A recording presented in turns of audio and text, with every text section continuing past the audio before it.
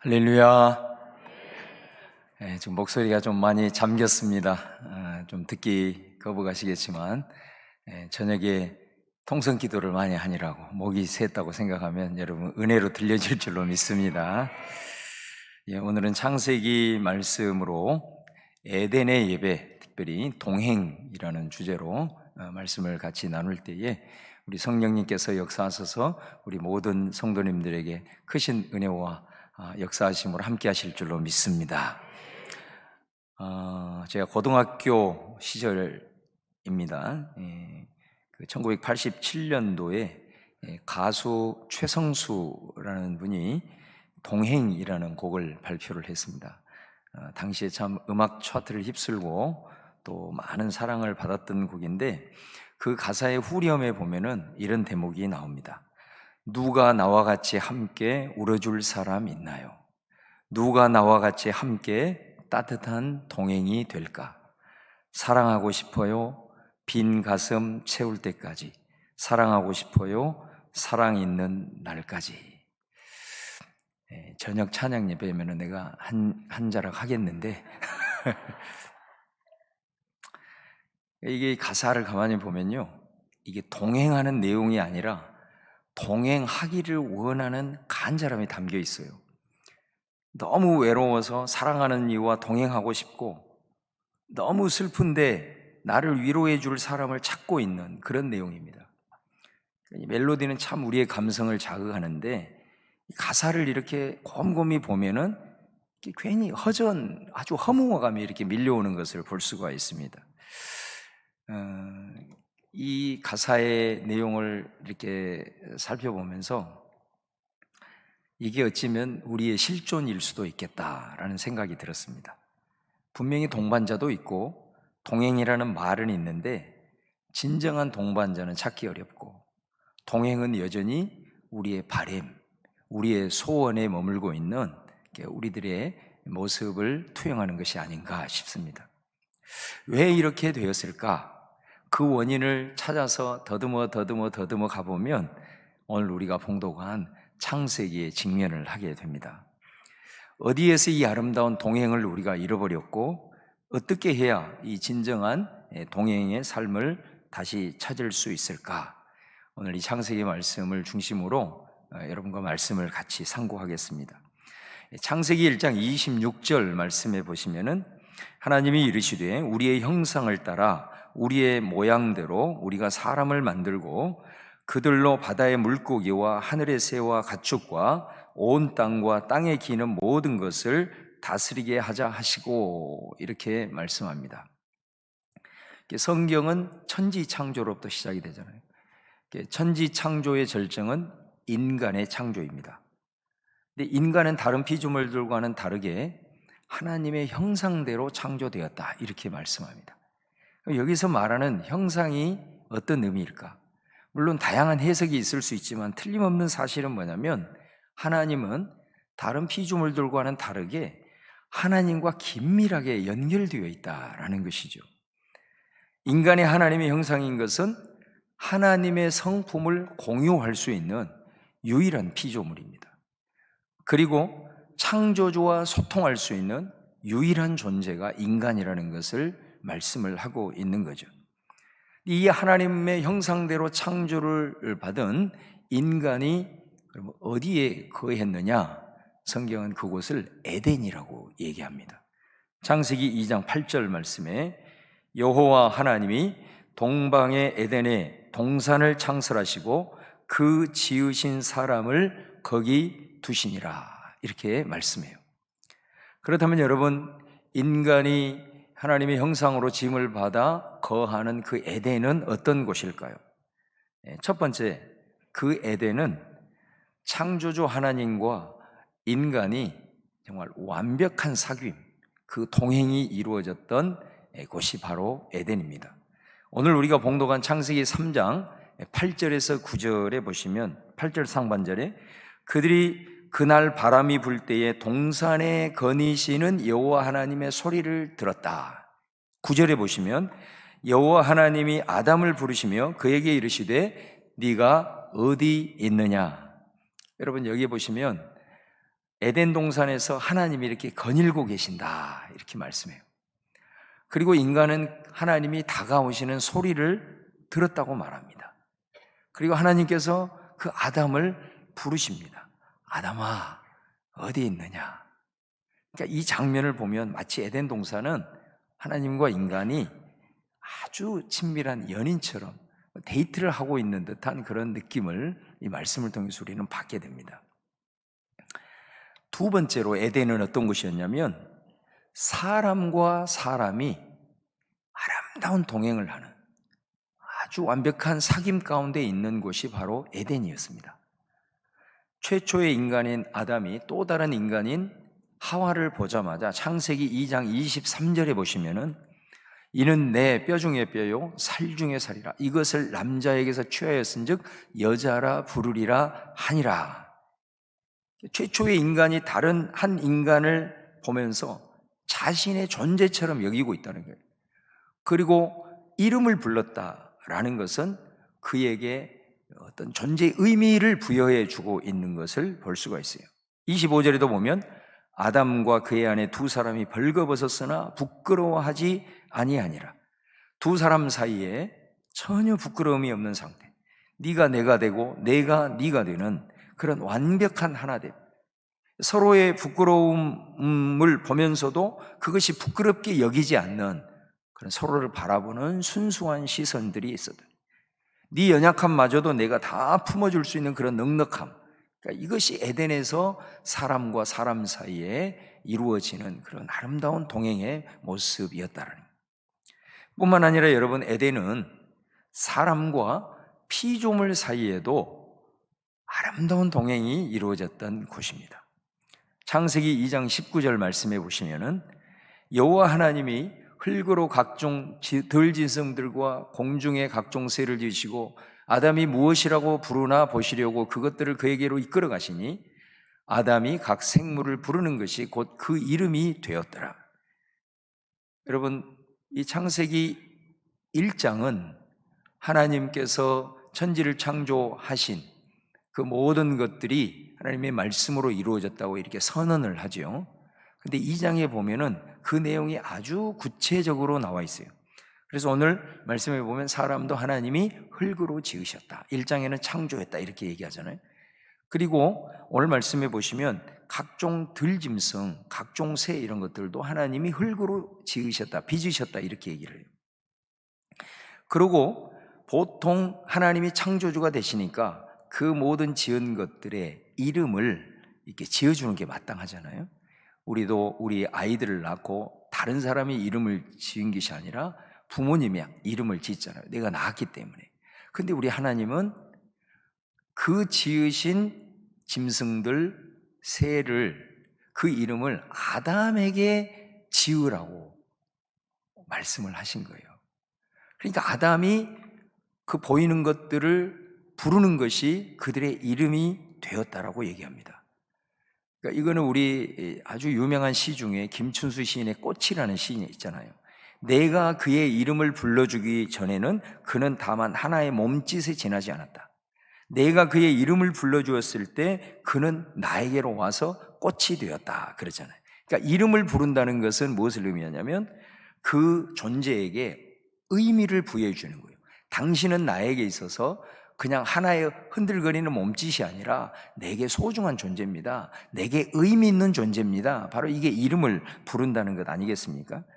그러니까 인간이 피조물에 이름을 지어주고 이름을 불렀다라는 것은 바로 인간과 피조물 사이에 그런 아름다운 관계, 좋은 동행의 관계가 이어졌음을 우리는 볼 수 있고, 바로 그것이 에덴 동산이었다는 것을 이제 보게 되는 거예요. 그 여러분, 나중에 그 성경에 보면은 에덴 동산에서 그래서 인간에게 육식이 허락되지를 않아요. 에덴 동산 처음 인간이 창조됐을 때는 에덴 동산에서 그들에게 식물만 먹거리로 주어졌지 육식을 하지 않아요. 육식은 노아 이후에 육식을 이제 허락을 하는 것을 보게 되잖아요. 그러니까 서로 짐승마저도 인간에게 의미 있는 존재가 되고 사귀고 동행하는 그런 존재였다라는 거예요. 특별히 여러분, 나중에 이 에덴을 잃어버리잖아요. 에덴을 잃어버리고 다시 구원자가 오면, 메시아가 오면 이 에덴을 회복하게 될 텐데, 그 에덴을 회복하는 모습을 예언하는 예언자의 노래가 나옵니다. 이사야 11장 6절에서 8절을 보시면은, 그때 이리가 어린 양과 함께 살며 표범이 어린 연소와 함께 눕고 송아지와 어린 사자와 살찐 짐승이 함께 있어 어린 아이에게 끌리며, 7절에 보시면 암소와 곰이 함께 먹으며 그것들의 새끼가 함께 엎드리며 사자가 소처럼 풀을 먹을 것이며, 8절에 젖 먹는 아이가 독사의 구멍에서 장난하며 젖된 어린아이가 독사의 굴에 손을 넣을 것이라. 이 여러분 장면을 보십시오. 메시아가 왔을 때 이루어지는 이 에덴의 회복의 역사 속에 무엇을 보여주냐면, 인간과 동물과 피조물과 짐승들이 정말로 마치 형제처럼 뛰어노는 완벽한 동행의 모습을 그려주고 있는 것을 보게 돼요. 이게 바로 하나님의 나라의 모습이다라는 겁니다. 그래서 요한계시록에도 보면은 예수님이 재림하실 때 우주적인 종말이 이루어질 때를 새하늘과 새 땅이라고 얘기하는데, 그 새하늘과 새 땅의 모습이 바로 이 에덴을 완벽하게 회복하는 모습이다라는 거예요. 그래서 여러분, 이 에덴의 모습은 한마디로 얘기를 하면 좀 어려운 말로 삼중적인 완벽한 동행, 삼중적인 완전한 사귐, 이렇게 말씀드릴 수 있습니다. 그래서 이 에덴 동산의 모습은 하나님과 인간의 관계, 또 사람과 사람과의 관계, 심지어 사람과 피조물과의 관계가 완전한 사귐과 아름다운 동행이 이루어진 곳이 바로 에덴 동산이라는 걸 성경은 우리에게 보여줍니다. 그래서 이 에덴은 경계가 없어요. 벽이 존재하지 않는 자유 그 자체였어요. 그래서 누구와도 다가갈 수 있고 누구와도 대화할 수 있는 그런 소통과 사귐의 자리였어요. 근데 여러분, 여기에도 넘지 말아야 될 선이 있습니다. 그거는 어떤 선이냐면요, 존재 간에 넘을 수 없는 경계가 있어요. 쉽게 얘기를 하면 인간이 하나님이 될 수는 없어요. 그죠? 짐승이 인간이 될 수는 없는 거예요. 하나님은 하나님의 위치가 있는 거고, 인간은 인간의 위치가 있는 거고, 피조물은 피조물의 위치가 있는 거예요. 그 위치를 지키면서 서로 간에 완벽한 동행과 사귐이 이루어지는 것이 에덴의 모습이거든요. 그 존재의 경계를 성경은 뭐라고 규정하냐면 선악과라, 이렇게 얘기를 하는 겁니다. 그런데 이 존재의 경계가 깨어지게 돼요. 창세기 2장 16절 17절 말씀에 여호와 하나님이 그 사람에게 명하여 이르시되, 동산 각종 나무의 열매는 네가 임의로 먹되 선악을 알게 하는 나무의 열매는 먹지 말라. 네가 먹는 날에는 반드시 죽으리라 하시니라. 그러니까 이 경계가 이제 훼손이 되어버린, 깨져버린 거예요. 어떻게 깨어지게 됐느냐? 바로 인간이 하나님이 되려고 해버린 거예요. 인간의 자리를, 존재의 그 위치를 지키고 있어야 되는데 인간이 하나님이 되려고 해버린 거예요. 이것이 우리가 흔히 아는 선악과를 따먹었다라는 의미가 되는 겁니다. 이로 인해서 하나님과 인간 사이는 이제 경계가 없는 그런 사이에서 경계가 세워져 버려요. 다시 말하면 단절이 생겨버리게 된 것입니다. 그 단절된 상태를 성경은 뭐라고 표현하냐면 에덴의 동쪽이다, 이렇게 표현을 해요. 에덴의 동쪽. 그래서 인간들이 에덴 동산에 살고 있다가 하나님과의 이 경계가 무너지고 훼손이 되자 하나님께서는 그들을 에덴에 쫓아내셔서 거기다가 벽을 세우시고 인간들은 그 순간부터 에덴의 동쪽에서 살게 되었다라고 말을 합니다. 3장 24절에 보면 이같이 하나님이 그 사람을 쫓아내시고 에덴 동산 동쪽에 그룹들과 두루 도는 불칼을 두어 생명나무의 길을 지키게 하시니라. 에덴을 잃어버린 인간은 이제 하나님과의 단절이 되고, 더 나아가서 이 에덴의 동쪽의 삶은 모든 관계가 단절이 되고 깨어지는, 동행이 깨어지는 삶으로 이어지게 되는데요, 에덴의 동쪽의 삶은 어떤 삶이냐? 똑같습니다. 첫 번째, 하나님과의 동행, 이게 깨져버린 거예요. 창세기 오늘 봉독한 3장 9절 10절을 다시 보시면 여호와 하나님이 아담을 부르시며 그에게 이르시되 네가 어디 있느냐? 10절에 이르되 내가 동산에서 하나님의 소리를 듣고 내가 벗었으므로 두려워하여 숨었나이다. 이렇게 말하죠. 하나님과 동행이 깨져버린 인간은 하나님의 부르시는 소리를 듣고 반가워하는 것이 아니라 두려움이 휩싸게 되어버립니다. 여러분, 에덴 동산에서의 삶은 어떤 삶이에요?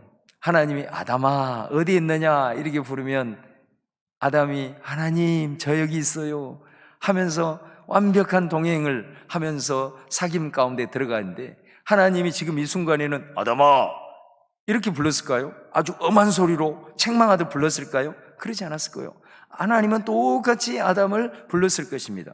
그런데 인간이 뭐라고 반응합니까? 내가 벗었으므로 하나님이 두려워서 숨었나이다 이렇게 얘기를 하는 거예요. 자기가 벗었다는 거예요. 그 말은 뭔 말이에요? 내가 하나님 앞에 죄를 지었습니다 라는 걸 스스로 시인을 하는 거예요. 그러니까 이 죄를 짓게 되니까 첫 번째로 나타난 현상이 뭐냐면, 여러분, 하나님에 대해서 왜곡된 시각이 형성이 되기 시작하는 거예요. 이게 죄 지은 인간으로 말미암아 하나님과 단절된 모습이에요. 하나님은 두려운 분이 아니잖아요.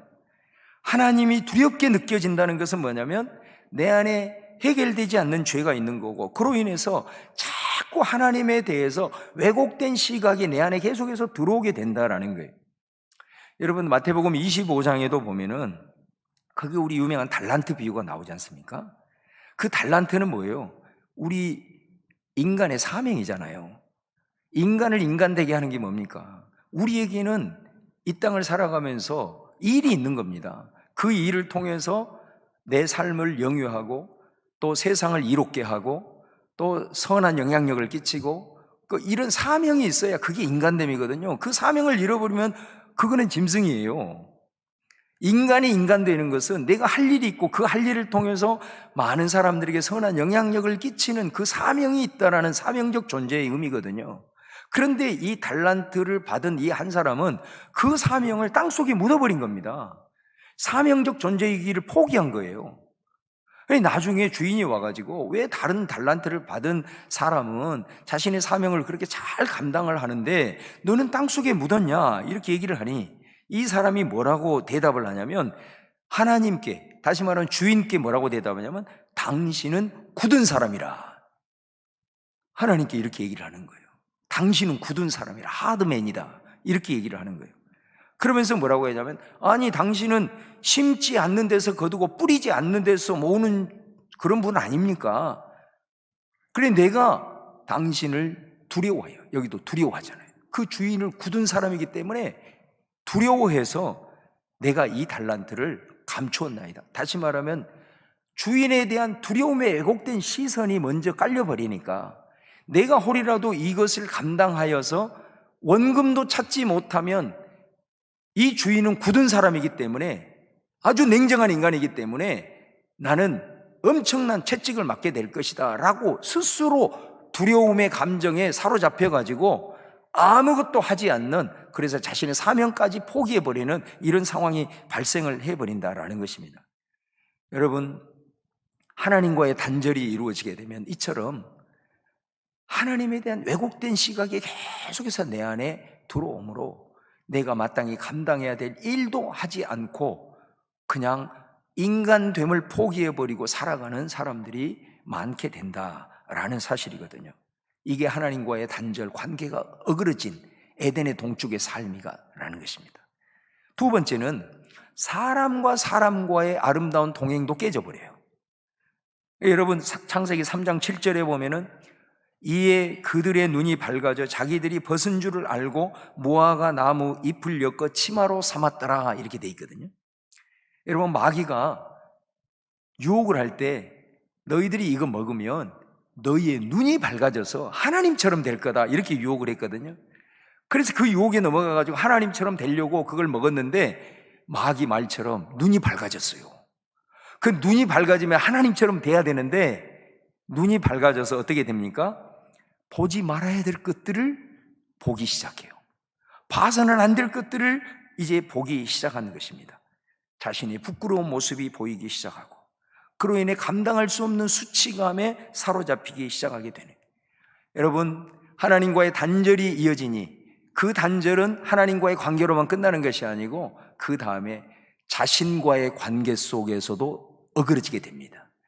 여러분, 자신과의 관계의 단절, 자신과의 진정한 사귐의 단절의 모습이 나타나는 전형적 현상이 뭐냐면 수치감과 열등감입니다. 그리스도인들은 반드시 극복하셔야 됩니다. 그리고 극복할 수 있습니다. 이 사람들을 보세요. 자신의 수치감과 열등감을 가리기 위해서 무화과 나뭇잎을 가립니다. 근데 무화과 나뭇잎은 얼마 가지 않아서 말라버립니다.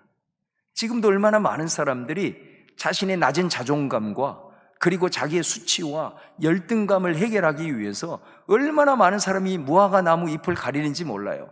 내가 무슨 신분의 상승을 통해서 내 자존감을 극복해 보리라, 내가 뭔가 돈을 많이 벌어서 집을 넓히고 이렇게 되면은 내가 그것이 가려지겠지? 그건 다 일시적이에요. 절대로 그것 때문에 내 자존감이 회복되지 않습니다. 수치감과 열등감이 극복이 될 것 같습니까? 여러분이 공부를 많이 해서 학력을 높인다고 그것이 궁극적으로 해결이 안 돼요. 그건 무화과 나무 잎이에요. 그건 일시적인 거예요. 궁극적 해결이 안 된다라는 거예요. 그럼에도 불구하고 얼마나 많은 사람들이 이 수치감과 열등감을 극복하기 위해서 이 얼마 지나지 않아서 말라버리는 무화과 나무로 자기의 수치와 열등감과 자존감이 낮은 것을 가리려고 하는지 모른다라는 거예요. 창세기 3장 12절을 보세요. 아담이 이르되 하나님이 주셔서 나와 함께 있게 한 여자 그가 그 나무 열매를 내게 줌으로 내가 먹었나이다. 사람과의 관계도 깨어지죠. 그잖아요. 먼저 아담이 하와를 처음 봤을 때 뭐라고 했습니까? 내 뼈 중에 뼈, 살 중에 살이다고. 너는 내 자신이다. 그렇게 그 하와를 보고 안아주고 품어줬잖아요. 그런데 여기에서는 뭐래요? 하나님 앞에, 하나님, 내가 죄 지은 것은 당신이 만들어서 내게 준 저 여자 때문에 내가 죄를 짓지 않았습니까? 그러니까 이건 뭐냐면 사람과 사람 사이에도 이 동행이 완전히 깨져버린 에덴의 동쪽의 모습을 잘 보여줍니다. 여러분, 심지어 이 에덴의 동쪽은요, 피조물과 동행도 깨져버립니다. 창세기 3장 17절 말씀해 보시면 아담에게 이르시되 네가 네 아내의 말을 듣고 내가 내게 먹지 말라 나무의 열매를 따먹은즉 땅은 너로 말미암아 저주를 받고 너는 내 평생에 수고하여야 그 소산을 먹으리라. 분명히 죄는 아담이 지었는데 땅이 저주를 받아버려요. 전혀 상관이 없을 것 같잖아요. 인간이 죄를 범했으면 그 인간이 죄를 범한 거지 왜 땅이 그 인간의 죄로 말미암아 저주를 받습니까? 이거는 하나님께서 천지를 창조하시고 하나님의 형상으로 지음을 받은 인간에게 너희들은 이 땅을 잘 관리해라, 잘 다스려라 라고 하는 위명령을 주셨기 때문에 관계가 돼 있는 거예요. 그래서 인간과 이 땅과 자연 만물의 관계가 어그러졌다는 것은 어떤 현상으로 지금 우리에게 나타나고 있습니까? 우리가 잘 보존하고 관리하는 것이 아니라 인간의 욕망을 이루기 위해서 지나치게 자연을 훼손하고 학대하고 또 그것들을 파괴하는, 착취하는 이런 모습으로 지금 나타남으로 말미암아 오늘 봐요. 땅이 저주를 받고 너도 평생에 수고하여 소산을 먹으리라. 이제는 하나님의 창조 질서가 깨어짐으로 말미암아 자연이 오히려 인간을 향하여 역습함으로 수많은 고통 가운데 내몰리고 있는 현실을 우리가 보지 않습니까? 여러분, 그렇습니다. 이게 에덴의 동쪽의 현실이다라는 것입니다. 그렇다면 우리에게는 이제 더 이상 희망이 없을까?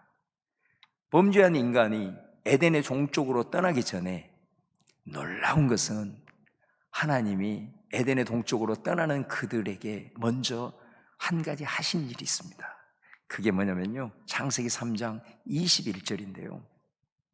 여호와 하나님이 아담과 그의 아내를 위하여 무엇을 지어 입히시니라? 한번 대답해봐요. 무엇을 지어 입히셨다고요? 가죽옷을. 여러분, 이 말씀에서 어떤 모습이 느껴지시나요? 그들의 수치와 그들의 벌거벗음과 그들의 약함을 가려주시는 하나님의 긍휼이 느껴지지 않습니까? 이게 바로 우리가 다시 회복할 수 있는 유일한 희망인 거예요. 여러분, 인간의 죄에 대한 하나님의 공의의 실현이 에덴의 동쪽이라고 한다면, 인간에게 다시 희망을 주고 다시 회복할 수 있는 길을 열어주신 하나님의 긍휼과 하나님의 사랑이 뭐냐면요, 바로 이 가죽옷이에요. 그러니까 하나님의 이 공의와 사랑, 다시 말하면 에덴의 동쪽과 가죽옷, 이 두 가지가 만나는 지점이 있습니다. 그 지점이 뭐냐면요, 예수님의 십자가예요. 예수님의 십자가예요. 그래서 예수님의 십자가는 범죄한 우리 인간의 이 죄에 대한 대가가 반드시 이루어져야 그게 하나님의 공의잖아요. 그 공의 때문에 우리 예수님이 인간의 모든 죄를 짊어지고 그 십자가에 달려 친히 하나님의 공의를 이루신 겁니다. 에덴의 동쪽의 문제를 해결하신 거예요. 그리고 더 나아가서 범죄한 인간의 죄를 가려주고 그 수치를 가려주면서 다시 한번 하나님 앞에 나와 모든 동행의 관계를 회복시키고자 하는 하나님의 사랑의 모습, 이 가죽옷의 모습이 십자가에서 우리를 위해서 물과 피를 흘리신 예수님의 보혈인 줄로 믿습니다. 그래서 여러분, 이 예수님의 십자가, 하나님의 공의와 사랑, 에덴의 동쪽과 가죽옷이 만나는 이 지점인 십자가로 인해서 우리는 에덴으로 회복할 수 있는 길이 열린 줄로 믿습니다. 우리에게 이것이 희망인 줄로 믿습니다. 그렇다면 여러분, 우리가 이 피조물과의 깨어진 이 동행을 회복하기 위해서는 어떻게 해야 될까요? 사랑과의 깨어진 동행을 회복하기 위해서는 어떻게 해야 될까요? 내 자신과의 깨어진 동행을 회복하기 위해서는 어떻게 해야 될까요?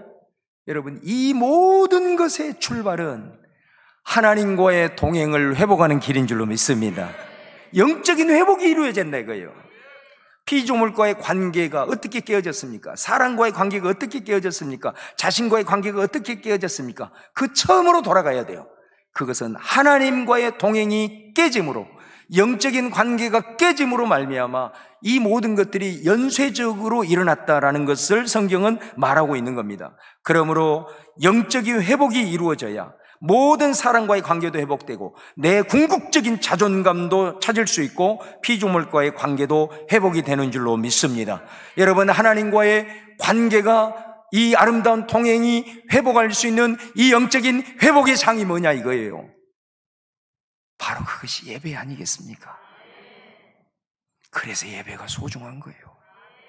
영적인 회복의 장으로 우리에게 허락하신 것이 예배라 이 말입니다. 그래서 지난 말씀처럼 예배는 고귀한 것이고 너무나도 우리에게 귀한 것일 수밖에 없다라는 거예요. 이 예배를 통해서 하나님은 하나님의 가죽옷을 우리에게 입혀주시는 것입니다. 이 예배를 통해서 십자가를 통과하여 우리가 하나님 앞에 가까이가 그분과 아름다운 동행의 관계를 열게 하는 통로인 줄로 믿습니다. 예수님의 십자가로 열어놓으신 이 예배, 영적인 회복을 주시는 최고의 축복인 줄로 믿습니다. 그래서 여러분 꼭 날마다 예배를 사모하고 예배를 회복하는 여러분이 되어서 영적인 이 회복을 통해서 우리들의 모든 아름다운 동행, 그리고 완전한 사귐을 누리는, 천국의 삶을 누리는 여러분 되시기를 주님의 이름으로 축원합니다. 예배를 회복함으로 삼중적인 사귐이 이루어질 수 있기를 바랍니다. 하나님과 친밀한 사귐과 아름다운 동행이 이루어지기를 다시 한번 주님의 이름으로 축원합니다. 여러분들이 그 어떤 무화과 나무로도 가릴 수 없어요. 오직 여러분의 열등감과 수치, 이것을 극복하고 내 자신을 사랑할 수 있는 모습 그대로 받아들일 수 있는 자존감은 하나님과의 관계가 회복이 되면 그것은 없어지게 돼 있습니다.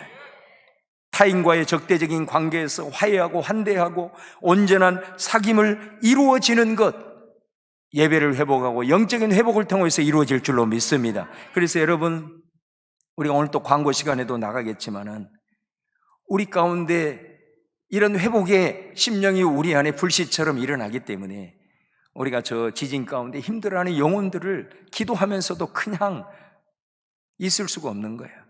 그래서 우리가 우리의 마음을 모으는 거고요.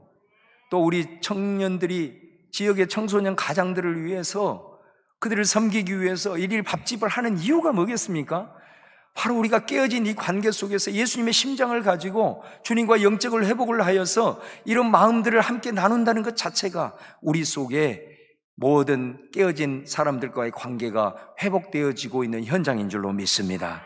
자연과 피조물을 학대하고 착취하는 것이 아니라 보존하고 공존하는 그런 동행. 그래서 우리가 이 사순절 기간이라도 하나님의 창조 질서 보존을 위해서 작은 몸부림이지만은 탄소 금식 운동을 한번 해보자는 거죠. 바로 이것이 오늘 삼중적 사귐을 위한 그 하나님의 말씀 앞에 회복된 우리들의 발걸음인 줄로 믿습니다. 바라기에는 오늘 말씀을 통해서 우리의 예배 현주소를 다시 한번 깊이 돌아보는 가운데 에덴의 예배, 예수님의 십자가를 통해서 이미 열어놓으신 이 하나님과의 아름다운 동행을 새롭게 시작하는 그런 은혜의 역사가 우리 모든 성도님들에게 있으시기를 주님의 이름으로 축원합니다.